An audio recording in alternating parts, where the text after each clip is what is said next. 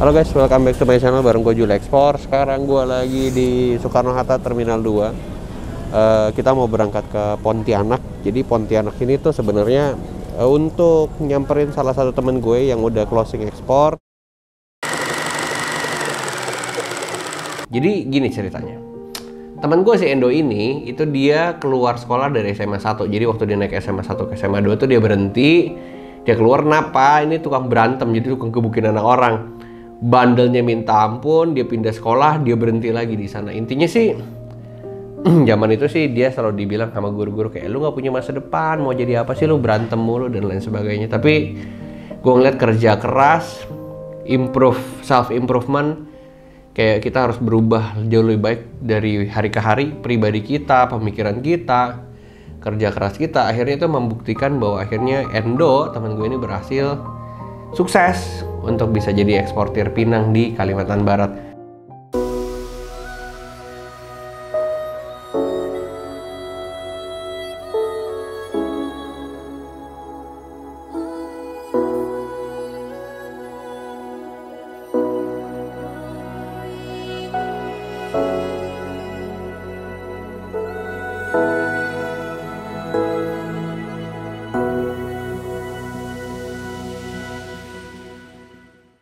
Gue pas nyampe di Pontianak, di airportnya, abis itu kita langsung makan karena kelaparan. Itu kurang lebih jam 3 sore, jam 4 sore.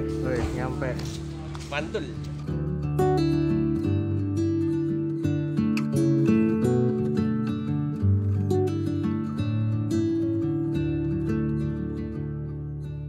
Terus kita tuh buru-buru harus berangkat ke Sambas. Nah jadi kalau misalnya kalian tahu dari Pontianak Sambas tuh cukup jauh, sekitar 5 jam.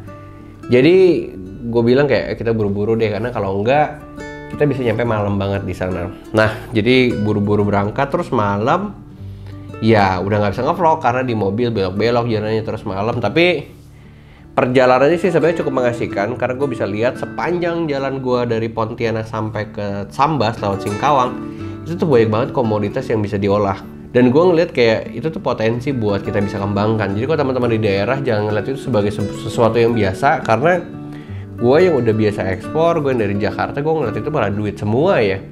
Nah jadi berangkat nyampe sana, terus kita nyampe malam, makan malam, terus ketemu sama teman-teman bisa ekspor yang ada di Singkawang. Jadi kayak gue transit di Singkawang semalam, nginepnya di Swiss Berlin Singkawang. Mainlah hotelnya. Paginya itu baru kita berangkat ke, sebenarnya nggak di Sambas, di Tebas.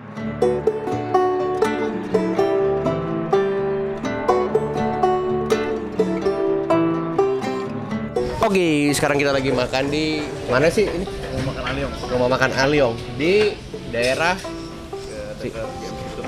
Game Situt. Game Situt apa? Pasarnya Singkawang. Oh ini pasarnya Singkawang, katanya ini terkenal dan enak. Jadi sebelum berangkat ke pabrik kita mau ke makan dulu.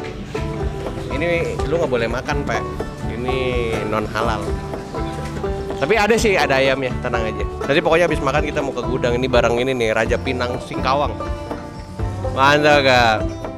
Namanya Endo, dulu anaknya tukang berantem tapi sekarang udah jadi eksportir hebat.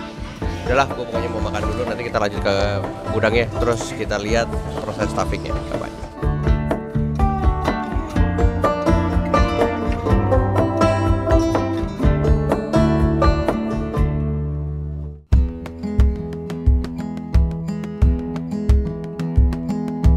Itu gudangnya teman gue namanya Endo, yang kalian udah lihat mungkin di Instagram. Dia teman SMA gue, dan akhirnya kita nyampe sana tuh udah sekitar jam 9, jam 10.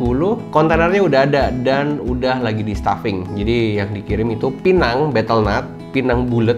Itu bener-bener kayak lu cuma ngambil dari petani, lu keringin terus lu jual ke luar negeri dan dia ekspor ke India. Nilainya kemarin kalau nggak salah hampir 1,7 miliar kali ya. Itu 2 kontainer 40 feet. Jadi nggak tahu ini benar atau salah, tapi seingat gue itu nilainya 1,5 sampai 1,7 miliar. Mungkin kurang dari 2 miliar, tapi nilainya hampir 2 miliar.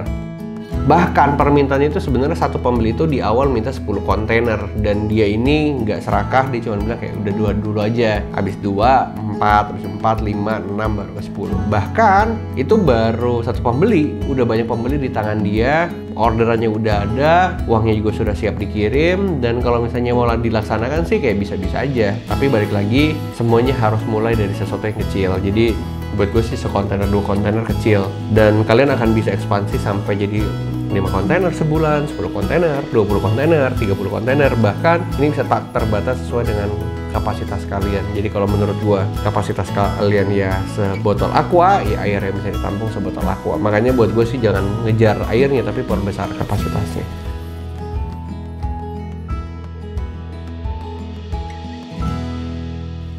Pas lagi staffing kita kedatangan sama wakil bupati. Enggak dekat sama deh. Waduh, terima kasih. Nah ini paling ketangkap tuh. Kita ngobrol banyak hal, dan gua memang sudah punya konsep bagaimana bisa komunitas bisa ekspor ini turun sampai ke level petani. Jadi kita nggak bantuin petani dan kita bisa bantuin dia, dan barang itu bisa langsung direct ekspor. Itu Temen dari Jakarta. Jakarta. Yang bisa ekspor dia. Dia sih. Oh, iya. Komunitas. Komunitas. Yang dia Pak Jokowi itu sebut. Wah, enggak lah. Takut Pak Camat, kepala kampungnya. Pak. Jadi buat teman-teman yang penasaran apa programnya, tenang aja, itu bakalan kita launching dan bakalan kita publish segera mungkin.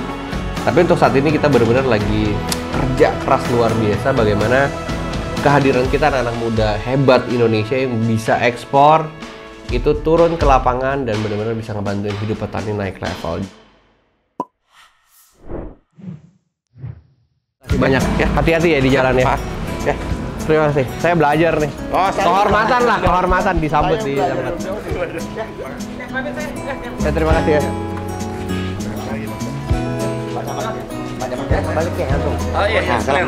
Iya, masih. Papung. Terima kasih Pak. Payah nak jaga itu pun. Waduh. Pak, terima kasih Pak. Nyaman juga Tapi nanti kan datang lagi. Datang. nanti pulang dari bulan. Ya.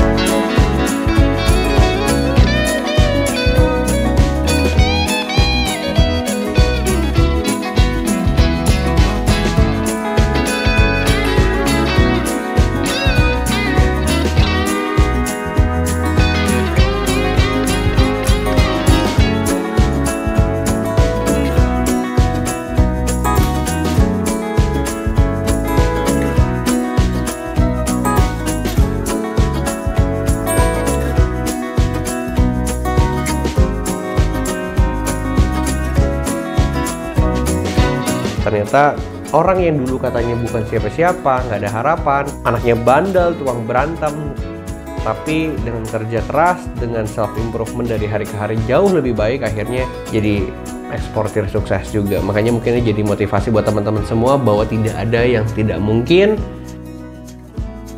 Maju tak gentar. Sampai kuasain Kalimantan. Tidak ada yang tidak bisa dikerjakan, semuanya bisa dikerjakan dan semuanya mungkin. Yang penting konsisten, semangat, dan benar-benar bisa mewujudkan mimpi kalian lewat dunia ekspor. Kurang lebih seperti itu, so see you on the next video. Bye-bye.